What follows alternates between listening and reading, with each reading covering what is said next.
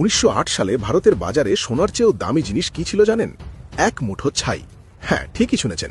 মানুষ হীরের আংটি ফেলে দিয়ে পাগলের মতো ছুটছিল শুধু একটু ছাই কুড়োবো বলে। কার ছাই? কেনই পাগলামি? দিনটা ছিল ১১ই আগস্ট ১৯০৮।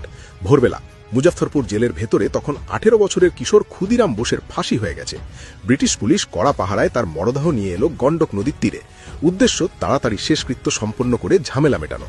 জেলগেটের বাইরে তখন হাজার হাজার মানুষের ভিড়, কিন্তু সবাই শান্ত। চিতা জ্বলল, দাহকার্য শেষ হলো।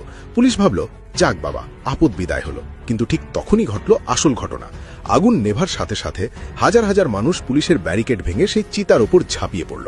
কোনো দাঙ্গা করতে নয়, সবাই কাড়াকাড়ি করছিল শহীদের চিতার একটু পবিত্র ভস্য বা ছাই পাওয়ার জন্য। কেন জানেন?